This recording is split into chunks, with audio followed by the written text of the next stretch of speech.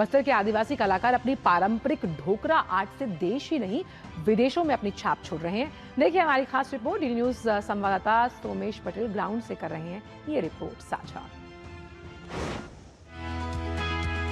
छत्तीसगढ़ की पारंपरिक ढोकरा कला से बनी एक विशिष्ट कलाकृति है जो भारत की समृद्ध सांस्कृतिक विरासत को दर्शाती है। ढोकरा कला, जो लगभग 4000 साल पुरानी तकनीक मानी जाती है, अपने कांस्य शिल्प और बारीक नक्काशी के लिए जानी जाती है। प्रधानमंत्री नरेंद्र मोदी ने हाल ही में फ्रांस के राष्ट्रपति इमैनुअल मैक्रों को छत्तीसगढ़ की पारंपरिक ढोकरा कला से बनी एक अनूठी कलाकृति भेंट की थी।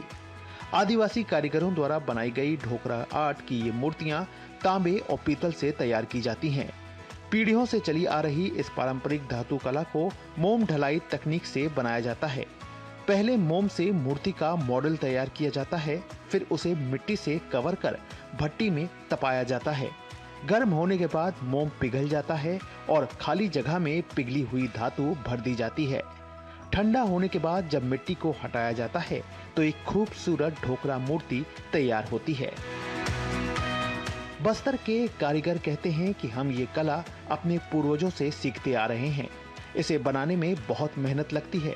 ये मूर्तियां दिल्ली, मुंबई, गुजरात, बेंगलुरु, रायपुर, यहाँ तक कि विदेशों तक भेजी जाती हैं। आज बस्तर पूरी तरह से बदल चुका है। अब यहाँ पहले जैसे नक्सली समस्या नहीं रही और लोग शांति के साथ अपनी कला और रोजगार पर ध्यान दे रहे हैं। ढोकरा आर्ट इसीलिए कहते हैं क्योंकि ये बहुत पुरानी कला है। धान का जो भूसा होता है वो और खेत का कली मिट्टी, उससे हम मॉडल निकालते हैं। उसके बाद वो सूखने के बाद जो नदी किनारे की चिकनी मिट्टी होती है, जिसे हम लोग रुई मिट्टी कहते हैं, उसके ऊपर हम चढ़ाते हैं उसको। फिर उसको सूखने के लिए छोड़ देते हैं और फिर जो रेतमल पेपर होता है उस मॉडल को फिर सूखने के बाद घिस के शेप में लाते हैं। देश विदेश हर जगह पहुंचा है सामान। हमारे पूर्वज करते आ रहे हैं, इसलिए हम छोड़ नहीं सकते। विरासत से हमको मिला है, करते ही हैं।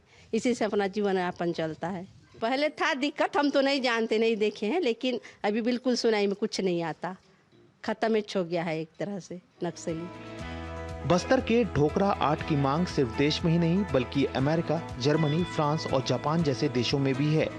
ये कला आजीविका का एक महत्वपूर्ण साधन बन चुकी है और सरकार भी इसे बढ़ावा देने के लिए कई योजनाएं चला रही है।